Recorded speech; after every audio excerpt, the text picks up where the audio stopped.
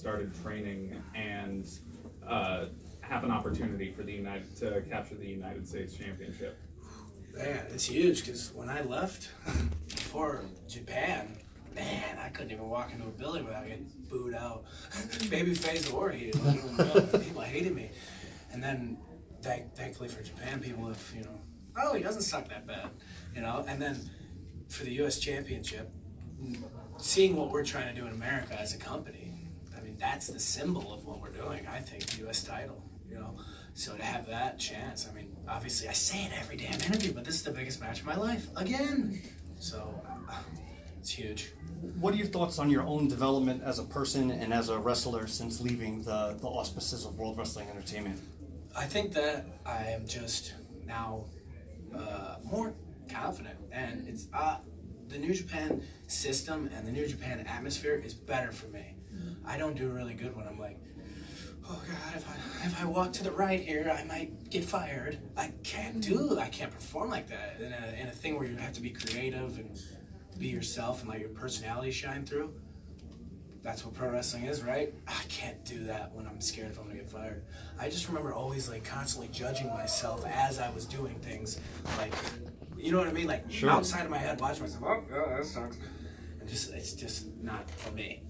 I was just out in Daytona for CEO. You were out there. What was your take on just how do you think the show went, and just do you think that is a good sort of way for New Japan to sort of cross over and build more fans, is doing events like that? Yeah, I mean, I thought it was really cool because it reminded me, we did some Australian shows maybe a few months ago, and it was kind of the same, like pretty big arenas. It was like 3,000-4,000 people. I don't know how many were at the CEO thing, but it was cool. It was professional. It was in Daytona, but yeah, there's a crossover obviously with people who love video games and people who love pro wrestling, and it was great. What was your question though? I didn't just do you think that's a good way to build the New Japan brand and sort of get more fans involved? Because you know, people are there to maybe watch Street Fighter, but there's this crazy awesome wrestling show going on, and now maybe they're a fan. Yeah. So yeah, anytime you can get more fans, yeah, I think it's great. You talk about getting more fans. After leaving WWE, what does it feel like to kind of look back? Have you ever looked back at your matches with the WWE and thinking, man, who in God's name is that? To where are you now thinking, all these people that looked at me before have seen this new side of me, so what does that feel like? I don't watch anything that I did in NXT because I just wanted to go away. But I just, now being myself and like going out there and just being Joe Robinson, but just Juice is the name, but I'm just me, you know? And it's so much easier when you don't have to like pretend to be something. Like I care about the planet and stuff, like everybody does. I care about it enough. Like I'm not, yeah, right. I care. But that wasn't me, right? Mm-hmm. You know, I like being a jerk, you know, but now it's just me. Mm-hmm. Now I'm just me. Some people are gonna hate me. That's all right. Some people are gonna like me. So it's really feels good to be able to just be yourself. That's what New Japan's letting me do, so it's cool. So, doing the back and forth thing, like one thing that usually catches a lot of wrestlers who go to Japan is the difference in the crowds. Like how we're in the United States, it's rah-rah, and then Japan is respectful and then pops. How was your experience adjusting to the Japanese crowds? Well, you know, it didn't take me that long, really. I know that sounds weird. It's not because I'm this amazing pro wrestler, but it's just like, oh, yeah, I've always heard that. They don't make a lot of noise in Japan, but they do. And then you just learn, like, oh, in Japan, man, if somebody grabs you for a belly-to-back suplex and you flip and land on your feet, you're going to go, oh, you know, that's just it. You learn little tricks along the way. I love the Japanese crowds. They're cool. And, like, even when something bad's happening to me and it's hurting and stuff, they feel it, they know it, and you could hear like the noise that they give off is so cool. No, and I always thought of it as like this an elevated because I grew up in half Asian, half American family. No, it's just like a respect thing. And that's what I yeah, as far as the audience, very polite. Yeah. And the other thing, everybody knows what we do, what it is, right? They want to go along for the ride. Get lost. That's what I like too. You know, and they love that. They're here. Oh, we're gonna watch. They know it's a show, but it's they want to be polite, and I don't know. It's That's how I think pro wrestling should be. How I wish it was everywhere. But you know, U.S. crowds are cool too. Yeah. It's just turned into this completely different animal that. I was just talking to somebody about this the other day. When I would go back and watch wrestling from like when I was a kid, like, you know, 98, 99, the crowd makes such different noises nowadays. Oh. Yeah. I went to, I went to WrestleMania as a fan. I sat in the crowd and watched that whole damn 7 hours. And now it's just like, it's just, it's cool. I mean, as long as people are entertained, but it's just so different. So. Juice, they say that nice guys finish last. You're obviously a nice guy. You're in there tomorrow with Switchblade, seemingly not a nice guy. What's your plan to climb that mountain to get your first New Japan gold? I'm gonna roll a motherfucker up. No, but I'm not that nice of a guy. I'm okay, whatever. But yeah, I'm gonna fight tomorrow. We're gonna fight. I think it's good. You're not gonna, like I said, you're not gonna see any Ricky Steamboat arm drags. You know, you're not gonna see any tackle drop down, get it again tomorrow. Tomorrow it's gonna be, you know, it's gonna hurt, but it's gonna be fun. And I don't know. So yeah, to answer your question, I'm gonna try to hit him with. Well, I can't use the left hand of God, as he said, but I'm gonna try to hit my finisher, or I'm gonna try to roll a motherfucker up. Oh, yeah, you know what I mean? Bret Hart rolled everybody up. Great. How's not swearing going? What's that? How's not swearing? It's just part of my lexicon. I don't have many words. Fuck is one of them. I'm sorry. No need to apologize. Were you gonna ask? Oh yeah. You were talking about the difference with American and Japanese crowds. Is it different to get ready to perform for New Japan Pro Wrestling for an American crowd? What's that kind of merging dichotomy thing like? I get nervous, really nervous every time because I'm like, oh my god, they're just gonna see CJ Parker and boo me out of this cow palace. So it's just, it's scary. I'm really comfortable in front of a Japanese crowd at this point. Like, I feel comfortable. I kind of know what they expect from me, and I know what to expect from them, if you know what I mean. But I don't know what to expect with every time I wrestle in front of American crowds or European crowds. I'm always like, oh, they're gonna hate me. So I don't know. Tomorrow, I have no idea how they're gonna be. I think that at this point, enough of the stuff that I've done in Japan, people have seen, and at least they know that I'm not shitty little developmental CJ Parker anymore. Yeah. So hopefully I have a little bit of, not respect, but hopefully they cheer me a little. So Juice, what does it mean for you as far as, I think the big theme amongst everyone here today is that they're super excited to be part of this historical event tomorrow at the Cow Palace. And so what does it mean for you to be part of this new chapter of New Japan Pro Wrestling, to be expanding here in the U.S., and it's just getting so much attention all around the world? So for you to be a part of this ride, yeah, what does it mean for you? Dude, it's so cool. It's so great because I have no idea what the hell they're doing. I know they're coming over here. I have no idea how big this is going to get. I know they want it to get real big, and for me to have a match tomorrow at the Cow Palace would be cool. To have a match that's like the semi-main event is huge. I'm so it's exciting and it's unpredictable. I have no idea where we're going, but I know it's somewhere cool, and it's just gonna get bigger and bigger. And I think wrestling purists I can't see it ever changing, because if you love pro wrestling the way I like pro wrestling, you're gonna watch New Japan over the other guys. I mean, you get one real cool match on Monday Night Raw, I feel, but other than that, it's a bunch of silly stuff. Sports entertainment. All right. Well, wrestling's entertaining too. New Japan Pro Wrestling is sports entertainment too, I think. Wrestling has always been sports entertainment. It's entertainment. Yes. Yeah. I've always thought that. So, one thing you did point about was the whole walking on eggshells thing in the past. Yeah. One thing I noticed, one cool thing about your story, to make a WWE analogy, like Kalisto, back when he was on Raw and when he's on 205 Live now, it looks like, people seem to perform better when they're simply having fun. But to sidetrack that a little bit, what's the most fun thing about being in Japan right now for you?